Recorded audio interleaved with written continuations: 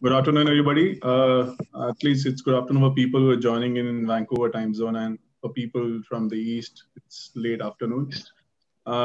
So thanks for joining. Before we get on with this, I'd like to introduce myself and kind of set up context of what are we trying to do and what exactly is Punjabi Chamber of Commerce. So my name is Nav. I'm based out of Vancouver, work for a Big Four PricewaterhouseCoopers. I've been a career consulting guy working across various telecom business sectors, banking sectors, and have held and supported large customers with their business advisory, risk advisory work in my past. My association with Punjabi Chamber of Commerce and what is Punjabi Chamber of Commerce, I tell you, has happened last year when we set up the local Vancouver chapter. So to give you a background of Punjabi Chamber of Commerce, so it is a pretty much organization which is largely a non-profit and is driven by people like us who have joined in today's call, people with South Asian background, community, and Punjabi. Not that we support a religion, so we are non-partisan to any politics, no religious background and no preference on that. Plus, the whole agenda of this forum is to bring across and connect people for sure, and also to give back to the society and share what we can internally can help out for the people who are in the North American and in Europe and in India. So to give you a bit more on what we have achieved so far, there are similar chapters outside of Vancouver as well. So largely in USA, UK and India. And there are also a few chapters in Canada where we have actually done this. And so Punjabi Chamber of Commerce is taking this initiative to connect people and initiatives and people who can actually interest and come back from various backgrounds and have this forum for us to actually give back to the society and community where we work. So, Jinya, next, please. Coming to today's discussion, it will be moderated by Harpreet Dosanjh. She is based out of Vancouver. She's an attorney, has worked for almost more than 10 years in corporate litigation and business disputes, and she has wide experience of working with smaller and bigger clients and has held and represented larger multi-million-dollar deals and kind of negotiations with larger clients, and she represents a larger base of customers in BC and Yukon. She will be the moderator for you for today's discussion. She's supported and she'll be there working with Melanie and Novette. So I hand it over to Harpreet to give their brief introduction and take this forward. Thank you, Nav. Thank you for that introduction. It's my biggest pleasure to be moderating the first webinar put on by the Vancouver chapter of the Punjabi Chamber of Commerce. Collectively, we felt that one of the predominant issues plaguing our local community today is obviously how to handle this pandemic. COVID-19 has really thrown a lot of us for a loop, and in doing so, a lot of our smaller businesses and in businesses in general have suffered. So we wanted to bring resources and information to our business owners and employers so that they can successfully navigate through the pandemic and the years ahead and come out stronger than ever. So hence the birth of this webinar. It's essentially broken up into two parts. One wherein you'll get an overview with respect to employer rights and employer obligations, employee rights, and hopefully alleviate some surrounding uncertainty around how to comfortably manage your business and do so within the confines of the law. And then the second part will be discussing marketing strategies, very simple, useful tools that you can implement today in order to promote your businesses. And we'll hear from a local business owner who's tried and true methods as we move forward in the next hour. And I will welcome you to send those over to me, and my team and I will do our best efforts to ensure that they're answered within the hour. So Having said that, I'd like to introduce our very first panelist. It's my great honor to not only call her a colleague, but a friend and a mentor. She has extensive experience in the sector. She's been practicing in this area for over 30 years. She advises clients on all types of workplace issues, including guidance on disciplining and or dismissing employees, contracts, policies, human rights issues, harassment issues, and duties to accommodate by an employer. Melanie Samuel, I don't even think I've said her name yet, but she also specializes in business-related immigration, including applications for labor market impact assessments, work permits, temporary resident permits, visas, all types of things. I'd like to know that, we're very fortunate to have her today because of litigations. So Melanie, thank you so much for being here. Let me hand it off to you to tell us what are our employers' obligations during COVID? Okay, thank you very much, Harpreet. I appreciate the opportunity to be here too. Okay, so maybe we can go to the next slide. We've seen me. Okay, and the next one too. Okay, so essentially, I mean, obviously this has been a very, very challenging time for employers, and I represent employers big and small, and everyone has had, it has been a challenge. And of course, a lot of this is untested waters for a lot of these things, a lot of these issues. So sometimes we're just, hoping for the best, that we're understanding. Sometimes the legislature has kept up in terms of making changes to the Employment Standards Act, which we'll talk about. But really right now, during COVID times, you're always balancing your employer obligations and of course, public and employee health and safety. So it really depends on the nature of your workplace where these statutory regimes are gonna come into play. But you're always gonna have to, from your employees' perspectives, always have to look at workers' compensation, because a lot of this will determine, if someone feels safe at work and what their obligations, what your obligations are as an employer, what their obligations are as an employee, but they're entitled to this protection. And also they're entitled to human rights protection. And human rights protection comes in where someone says, and it could be any host of things, I don't feel comfortable coming into the office. Like at the very beginning, I think when people were, really, there was, very little understanding about what COVID was. There was a lot of fear, and people were we're not going to come in no matter what. So, and now that we're, however many more months we're into this, and how much more we know, balancing the employer's obligation to accommodate employees who don't feel comfortable coming into the office or maybe don't want to get tested. So we'll talk about those. So we've got workers' compensation, we've got human rights legislation, and then there's always employment standards legislation. So those are the kind of things you have to, keep in mind, or that had come into play under COVID. I can say, I mean, it's funny, I had COVID at the very, very beginning, and I was the only person, I think I'm still the only person in our office of 150 people that have had it. And, it's been really interesting. I'm also on our management committee. So seeing how as an employer, we have managed this and the fear that's still, around it, but how we have to, get back to business, right? We have to be able to, in order to survive this. Okay, so next slide. So one of the questions that has come up, and it is something that is a really difficult area for an employer to balance, is employers have an obligation to accommodate someone up to the point of undue hardship. So that means, like, if you have someone who went on a leave, who went on a sick leave, maybe had COVID or was quarantined or can't, for other reasons, can't come into the office, even if they're wearing a mask. Like now we have about 30%, but we can't force people to be here if they feel unsafe.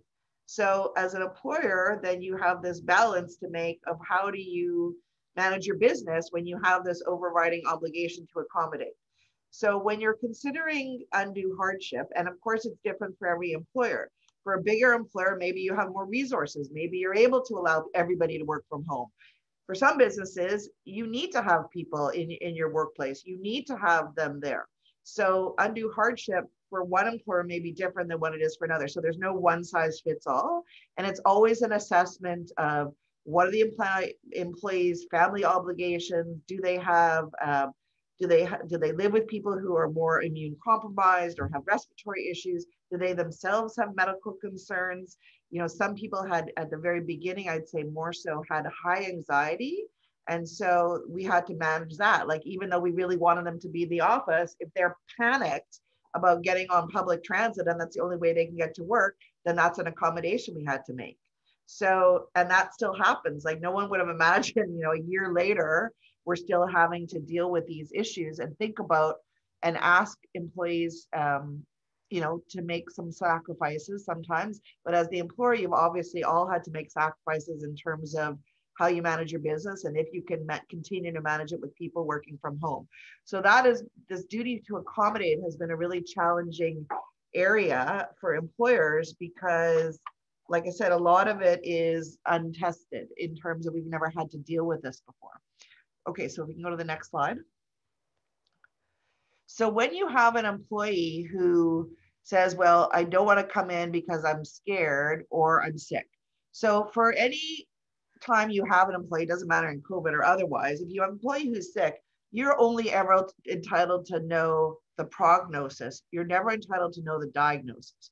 So if someone comes to you and says, well, I need to be off for sick reasons, then you're entitled to know, well, how long are you going to be off? How long am I going to have to accommodate this absence? But you're never entitled to know why. But with COVID, you're certainly entitled to have medical support for requests. So even though they may not, the doctor or physician or psychologist may not identify specifically what their ailment is, you are entitled as an employer to ask for medical support or medical documentation about why that employee has to be off. So if someone, you know, we've had people in our office, for example, who are critical to our office, one of them refuses to wear a mask in a particular area. I'm like, well, if you want to be able to come to work and work in that area, you either have to have a medical note that says why you don't have to wear a mask, or you can't work in that area. And we've had to have her work in a different area of the office, which isn't as populated, because she refuses to wear a mask. So, but she's really valuable to us. So we're willing to say, okay, that's, it's just a personal choice. It's not a medical choice because she can't provide us the medical documentation, but we've accommodated that to find another place for her to work because we need her. So sometimes you're going to have to, you know, you're going to make special accommodation, but that's what you're entitled to know. Okay, so the next slide. So part of this issue in terms of accommodation is, you know, can you require an employee to have a COVID test? So, you know, there's people who are resistant even to getting tested. Now, at the beginning, it was very hard to get tested. Now you can do a drive-through, right? There's lots of places one can get tested. So if you can certainly have a policy as you continue to have to manage your way through COVID to say that if someone has been in contact with somebody or if they've traveled, I mean, now I would say even if they've traveled out of the Lower Mainland or they've traveled interprovincially, that you can require them to have a COVID test before they come back to work. And then it's a question of if they have been quarantined and they can't work from home, there's no statutory obligation that says you have to pay them. Most employers have been paying during a quarantine, even if the employee can't work from home. So, but there haven't been any cases on whether an employer hasn't been in trouble if they haven't done that, if they haven't paid the employee. But there's a difference, you know, and then I've had a lot of employers ask me questions, can I force my employee to have a vaccine? And the answer really is no, because that's a much more invasive thing, right? Having a COVID test is a swab up your nose. It's not introducing any foreign element into your body, although it hurts like hell. For those of you who haven't had it, it's not pleasant to get a COVID test.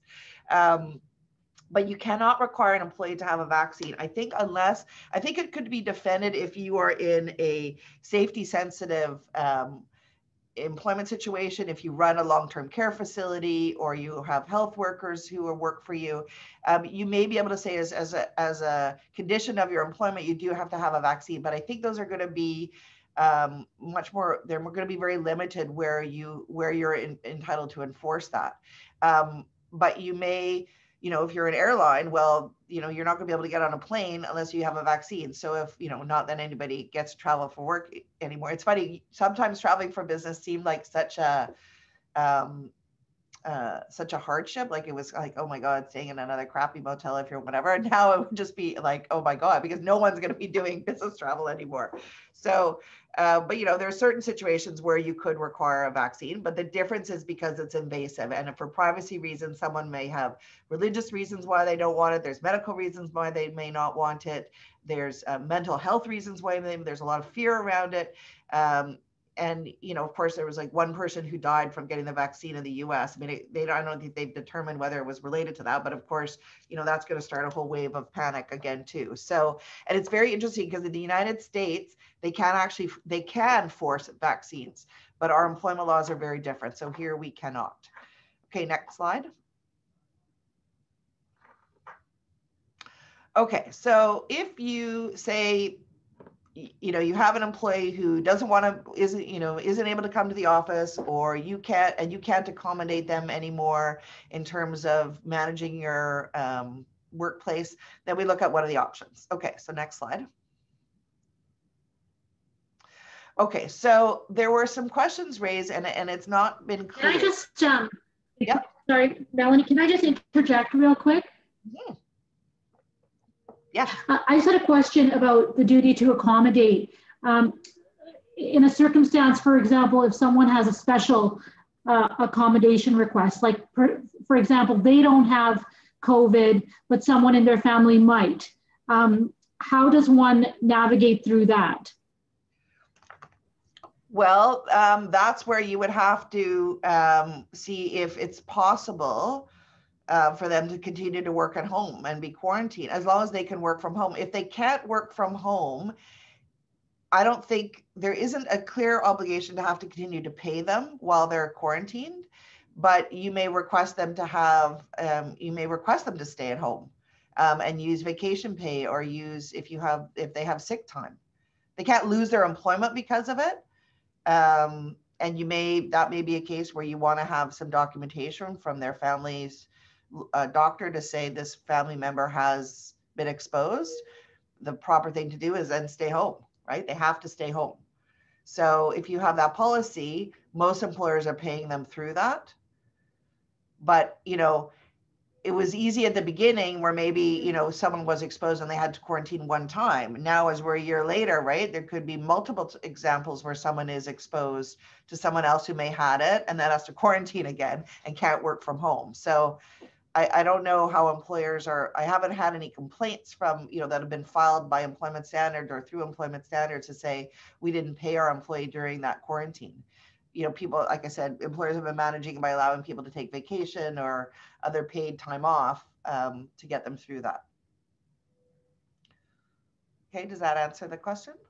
I think so. Okay, so there was an issue that has been raised, and it has not yet gone to court, about whether COVID is a frustration of contract. So what that means is that if you had something that prevented a contract from being performed, then it arguably is what was called a frustration of contract. So if you were supposed to come to work and the building burned down, well, that may be a frustration of contract, meaning the employer is no longer obligated to employ the employee, and the employee can't report to work. So the contract's at an end and nobody owes anybody anything. I'm pretty sure the Employment Standards Branch is taking the position, and I'm pretty sure the courts will take the position that COVID is not a frustration of contract. Just because you may have lost your business or you have lost volume of business and so you're financially strapped, that does not amount to a frustration of contract. So what this means is if you then have to move to termination, you're going to owe severance. I mean, you're either going to be able to provide working notice or provide severance. So there's kind of no way out of an employment contract based on frustration solely related to COVID affected my business. Okay, next slide. Okay, so if you I guess we'll go through these. I know we're kind of getting close on time, but I'll just run through quickly. What do you do? Like if you had an employee who was off on leave, because a lot of employers put someone on temporary layoff while they figured out their business. And at the very beginning, it used to be if you had someone off for 13 weeks, then after 13 weeks under employment standards, that amounted to a termination. The government did respond to employers' needs to extend that. So it was extended up for 24 weeks. So if you have someone who is on a furlough, so that just means on a leave or on a layoff, your obligations at the end of that, and for some of you, you may have already crossed that threshold of those 24 weeks, either you return them to work and they go back, they don't, they get service for the time they were away, so like for vacation or other things that are monitored by years of service, and then life carries on. A temporary layoff, again, is like you could have them back and then start another layoff period for up to 24 weeks. Now, most unionized contracts, of course, always have layoffs. That's a common part of a collective agreement. But for non-union, there really isn't something as a temporary layoff unless it's seasonal. So you would have had to build that into a contract. And so you have to get employees to agree to a temporary layoff. Most employees at the beginning of COVID were very happy to agree because they didn't want to lose their jobs. So they were happy to go on a layoff in the hopes they would come back. So that has to be very carefully drafted. That has to be a new contract with the employee. The employee has to agree to be put on temporary layoff. Like I said, after 24 weeks, it becomes a permanent layoff, which is really the same. It's a termination. That's all it is. And if it's a termination, then you have to pay severance pay. Either, the minimum is under the employment standards, or at common law, it's based on a number of factors. And then if you rehire, say you actually terminated them, and maybe now months have gone by and your business has improved and now you want to rehire them. The best way, you can certainly rehire them, and there's lots of ways to do that. You can hire them with new service so they don't get credit for their old service. So if you're ever to terminate them again, it's on new service. You can build in temporary layoff provisions. Normally an employer, unless it was seasonal, wouldn't necessarily do that, but we've learned no one would have ever imagined this would have happened. Okay, next slide.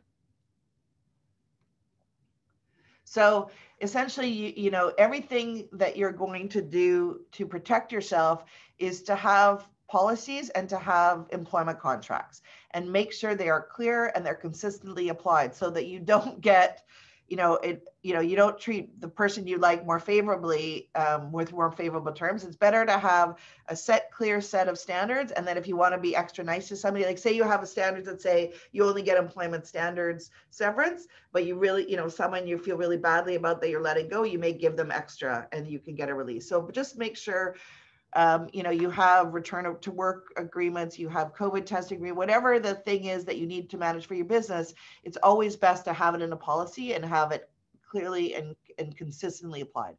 If nothing else, we've learned you have to be flexible. All the rules we thought before of having to be in the office or having, to be at work from 9 to 5 and those are out the window. I'm sure you've all figured that out by now. You have to be flexible and pivot. You're entitled and you should get as much employee input as possible. It's a two-way street. An employee just can't sit back and say, okay, employer, you figure out how we're going to manage this. You're entitled to say to the employee, this is what we need as an employer. These are the things we need to get done. So help me figure out how we're going to get this done, right? You can ask your employees for input, and the approach has to be, we're in this together, right? I mean, it's better for your employees if there's buy-in. They want a business to survive. The only way it's going to survive is if people are flexible, and the people that take the approach, well, the employer has to give everything. That's probably not going to fly anymore in terms of, everyone has to be flexible. So, I mean, that's certainly what I've learned in dealing with employers and dealing with our law firm as an employer, in terms of, we are all in this together, and we want to help each other through this. Like I said, it's uncharted. No one has dealt with this before. We're all doing the best we can in really challenging times. So, I think putting things in writing and being flexible is the best way you're going to get through this, because having hard and fast rules kind of really don't work now. Okay, so I think I've used my time, so I'm happy to take any questions, but appreciate the opportunity to be here. Now, Melanie, I have a couple questions. Yep. One is, now, if you've if you furloughed or you temporarily laid off people as a result of COVID, and your business, as you say, starts picking up, you're doing well, are you necessarily required to rehire the same employees before you hire new employees? No, it's an excellent question. No, you do not have to, if they've already been let go and they've been paid out, you do not have to rehire them unless you've got unless you're in a union. No, there's no right of recall for a non-union employee. It's an excellent question. No, you can hire new. Okay. So if the main takeaway that I'm getting from your presentation is that, one, be flexible, and if necessary, implement policies, preferably probably written, when you're rehiring or changing the dynamics of the workplace. Yeah, because I think we've learned that things we could never have anticipated as issues for an employer, we now know. So, if you're rehiring, you might as well build in your best protection for doing another temporary layoff that isn't going to create additional liability for an employer. So yeah, it's wise. It's preventative medicine, essentially, getting a new contract drafted up front rather than dealing with things that you haven't thought about right now, because now we have experience in knowing, the kind of issues that have arisen while we're in COVID. Yeah.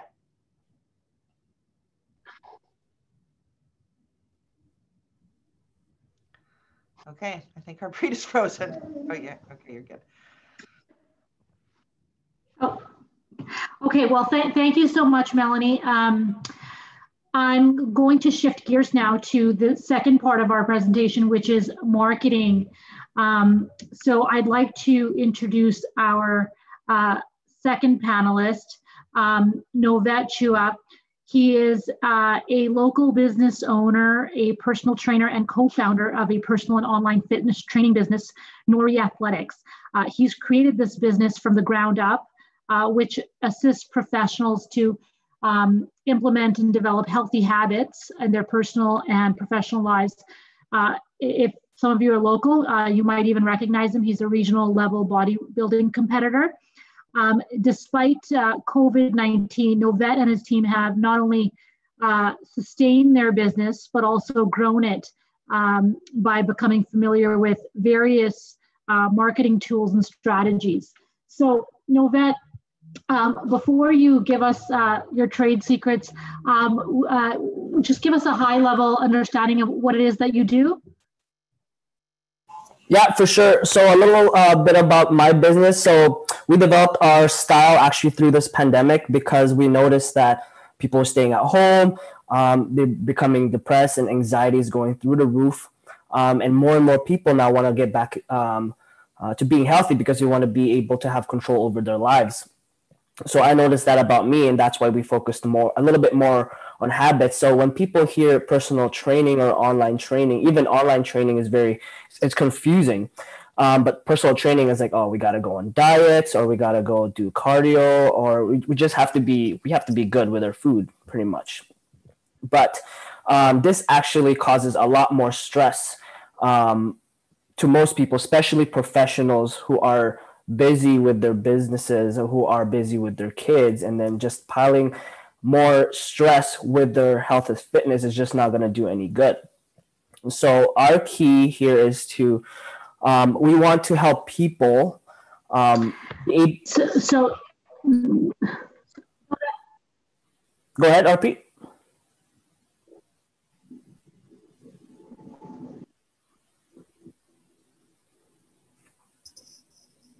Hello, Harpreet.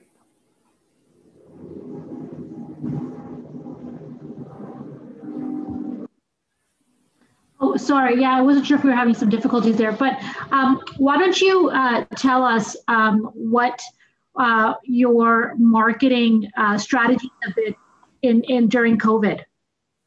So our marketing strategy is, so like, I am big on creating relationships. So whether in many ways, right? So we use our different types of platforms, Instagram. Here, I'm just going to go on to the next slide. There we go. So what we did is, what my girlfriend and I did, our team, is we reached out to different local businesses. So even before we tried to do a global reach, we wanted to do a local reach first, because I agree 100% with what Melanie was saying, is that if we're going to survive through this, we gotta work together, right? So even before we reached out to these businesses, we started DMing them, sending emails, and just seeing how they're doing. And then we were able to create that relationship. And pretty much through that relationship, we are able to use each other's audiences. So instead of just having my audience, I'm able to use it there. So that way I can have more reach, and people will get to know my business. So that's kind of like what we did with them. So we reached out to companies like Out of the Ordinary, Pre-Therapy. You might have heard of some of these. Body Energy Club is huge. Fresh Prep, Modern Day Wife, Panella Lemon, Delush, and there are actually many other companies that we reached out to. So the whole purpose here is to use their audience so people can see us. So Novette, how do you recommend that businesses go about and reach out to other companies? Should you have something to offer them in return? Yes. Yeah, so it's all about giving value to them as well. And I believe in a win-win situation. So what we're actually doing right now, we're working on, is we have a challenge. A 21-day challenge, a fitness challenge, so people can get back on their feet. And we offer that we can use some of their products as prizes, so we can promote them through our audience. Does that make sense? So they're also using our audience so they can have further reach. Right. So when you're approaching these businesses, you have something to offer them right off the bat, so you can essentially build that relationship. Yes, it's all about giving. Again, and the mindset is giving instead of taking. So if you're like, if anyone out there is like, think they already have someone in mind, a company in mind, think of like, how can I help them? And then they will just help you in return. Okay. Okay, we'll move on to the next slide so I can show you how you can use the different platforms. One sec. Can you go back one slide? I think there's a slide missing, but it's okay. We'll move on to that next one. There we go. So we use the top platforms that we use is TikTok, Instagram, LinkedIn, Facebook, and Clubhouse is very new. So I'm going to go through each and every one of these, because when you are thinking of marketing through these different platforms, you have to be wearing a different hat. So for example, TikTok is it's a very young audience. It's very fun, very trendy, and they're very short clips. So it is one of the best ways where you can give someone value in like 15 seconds, right? Because nowadays people's attention span is very short because of social media and technology, and they just wanna get that value through TikTok. And then the next one is Instagram. So Instagram is home for most people. And I know some of you guys out there, like the moment you wake up, you open your phone, you may check your text, but you immediately go to Instagram. So, oh, what's going on with someone else's life? So that's pretty much like, that's home for people. So we use all these other platforms to bring our audience and those people that are watching us to Instagram. Next one will be LinkedIn. Sorry. So LinkedIn is a more professional platform. So this is where your serious players are, the business types. So in here, you want to keep it professional. So totally opposite from TikTok, right? So this is where you want to think about who your audience is actually and where they're at, what platforms are they using. So if you're in real estate, most likely they're going to be on LinkedIn. If you are on fitness, they're going to be on Instagram and even TikTok. If you're like a doctor, then it's going to be most likely LinkedIn, and so on and so forth. If you're dealing with families and a lot of politics, Facebook is like the place. And Clubhouse, I'm going to cover a little bit on Clubhouse. It's fairly new. It just came out about like just a few months ago. And this is where, if you're an entrepreneur that is wanting to connect with other entrepreneurs, and learn about how they are able to be successful. And that is the platform for you. So this one is actually invite only. So this kind of shows like how if you are a serious player, someone from an inner circle will invite you. So I got invited to this platform because I guess I was deemed serious. And I was able to get some really cool secrets and insights from this clubhouse. That's actually where I got some of my secrets from. And if you can see there in green, hint, hint, video is king. So I mentioned earlier that people like to watch videos now. No one really likes to read paragraphs. So if you can get like your value in a video that is around like 15 to even a minute where people can actually be engaged, then you will grab the attention of your audience, and that will bring some traffic to your business. We can go to the next slide. So like I'm not a marketing expert. This is just what I kind of used and that I saw that works. And it's actually very, very simple. So my philosophy here is like, you got to build the skills, and you also you want to have a long-term relationships, whether it's with your clients, whether it's with other business owners, because that's what's going to help us through this pandemic. It's what helped me get through this pandemic. So I don't have the funds to hire a marketing expert or maybe some business coaches, but so I had to wear a lot of hats during this, and I was able to build the skills to use all these different platforms. So just to pause you there, Novette, how are you building these skills? Are you taking training courses? What are you doing? So I play around with tech. So, and I also reach out to different people that are like better at it than I am, and I learn from them.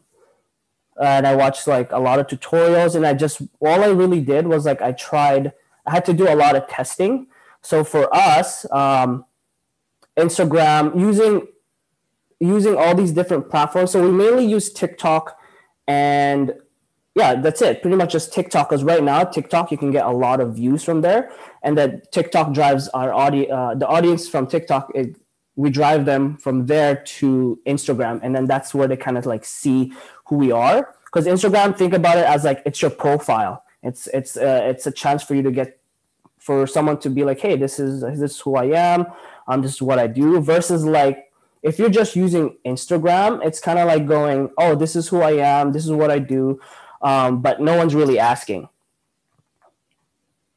up until you give that value. And once they see value, they see like, once they see the value, then they'll want to get to know you. They'll tell their friends about you. Like once I started using stories on Instagram and even videos on TikTok, like people didn't even know like about my page up until I started just like really using simple videos of my face going, hey, this is who I am. This is my business. Hey, did you know you can lose a little bit more body fat if you drink 8 glasses of water a day? Just really simple things like that to capture their attention will drive traffic to my business.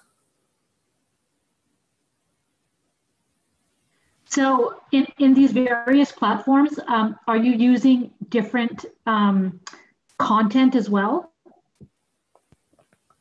What do you mean by different content? I guess my question is, you have a tip there that you just described, for example, for some people drinking 8 glasses of water or whatever have you. Would you want to be giving something different in each of these platforms, or would you be giving the same sort of content but in a different form? Like what is the strategy behind it? It would be the same content but in a different form. So with TikTok, they really like using music, and it's very short clips, like 15, 20 seconds. So you want to give that value in about 15, 20 seconds. For LinkedIn, I would say the videos can be a little bit longer because like you can give more information there. People are more serious. And it also depends on the crowd. Like LinkedIn is a much older crowd, and obviously like young people nowadays, they have a very short attention span. That's why like it's 15 to 20 seconds for TikTok, and then for LinkedIn, it's you can even use words for LinkedIn because people will actually read there. They're very serious. Does that answer your question? Yeah, and I'm guessing I'm thinking about some of our business people who might want to use some of these strategies, but may not may not have the ability to like quickly put something out there. Like, what's the easiest way to put a video out there? Literally, just you take your phone. I'll give you an example right now. But this requires practice. The reason why people don't use videos is because they're just not confident in themselves. When they take the video, you hear yourself like, oh, I can't believe I sound like that. I sound weird, right? But then as you keep doing it and doing it and doing it, you'll get over that. And then doing video is way more easier. Like I got a lot of engagement just by doing really simple videos going, hey, I'm doing this live webinar right now with the PPC, and I feel honored, and just so on and so forth, and you just do things like that. And you want to think it's kind of like a long game. It doesn't happen overnight. You don't get instant gratification, but there will come a time where if you build enough audience, if your audience is big enough, it will drive traffic. Like I started doing videos just about last year, and I've gotten a lot of following, and it's not even just the following, it's about the engagement. And that's something I forgot to mention with Instagram. And when it comes to building relationships, you have to DM the people that are engaging with you, the people that are following you. I think that would be the biggest tip, because most people, they just want to post something, or they just want to like even put value there without having to reach out. So to answer your question of like, what's the easiest way to kind of put yourself out there? I would say just starting with stories, like Instagram stories, putting your face there, talking about what you do, talking about who you are, and just what your services are, just very simple stuff. It doesn't have to be complicated. Okay, so here's probably something that people want to know. The Clubhouse is brand new. Mm-hmm. How do you get an invite? How are these businesses supposed to secure an invite to learn some deeper level secrets here? So actually, I don't have an answer for that. Because I just got invited by my girlfriend actually, and then her mentor invited her. So if it's I don't have an answer. So I think it's just like, if you're ready, you'll get an invite, or maybe you'll have a friend. You can talk to local people, your circle, and ask them, like, have you heard of Clubhouse? And then maybe one of them is going to be like, yeah, I do. Do you want an invite? You might get one of those. So that goes back to building relationships and sustaining some strong relationships in order to get an invite. Exactly. What are you finding the most beneficial? Like how are you tracking what's working? I use so there's an analysis tracker on Instagram. I use that, and it's also I use DMs and who I engage with. So the more DMs I have, like the more people I am talking to, that's how I kind of track if it's working or not. And also another thing, like I didn't mention this either. I'm also part of a networking group called BNI. I'm sure some of you have heard of it before. And like it used to be a face-to-face meeting. They used to do face-to-face meetings, but now they do it over Zoom, kind of like this. So being a part of those kind of networks and even doing this is super, super important. So I pretty much use everything, any platform or any way I can get my face in front of people, I use it. So basically casting your net wide is kind of your strategy. And then within that, tapping into the individual people that are actually starting to pay attention. Is that how you become the go-to person, as you put it? Yes. So like you said, I cast my net wide, and then I'll look at this area over there or that area over there, and I'll figure out which one works best and how I can use these different ways so it can work in unison. So kind of like how I use different platforms to drive everyone in there to Instagram, because Instagram is like home, and that's where people will get to know who I really am and what I do in my business. Okay. Is there anything that you would say doesn't really work and probably not in their best interest to waste their time doing? Something that doesn't really work. I would say like if you're making posts and it just has a lot of words in it, that doesn't really work. Because like let's say if you make a post on Instagram and it's like a dissertation, or I don't know, you're trying to write an essay, like I would say that doesn't really work. I think that's it. There's not really much that like everything I use. There's a purpose to it. But what I would say is if you have to know your audience, who are you helping, what kind of problem you're solving. So let's say if I'm selling like a t-shirt for, I don't know, young teenagers, I wouldn't be on LinkedIn. I would be on TikTok, or I would be on Instagram, right? Or if I'm talking about real estate in a very, very detailed way, like I wouldn't be on TikTok, I'd be on LinkedIn. But there are still ways where you can use TikTok to give people like real estate advice, or like laws or whatnot. Does that make sense? Yeah, that definitely makes sense. And I think that is very helpful for a lot of people trying to figure out what the most cost-effective way is to promote their businesses. And certainly, I think a lot of us have gotten some new information as to some of the new platforms out there. And so thank you for that. So I'd like to open it up in the event that there are further questions that are coming in from anyone for either Melanie or Novette. So I'll just pause there. I know there's a little bit of a delay, so if there is, feel free to send those over now.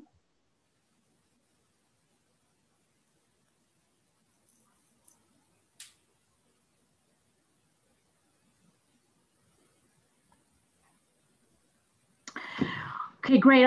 I think that you guys have covered a lot of ground. I really, really appreciate all of your time.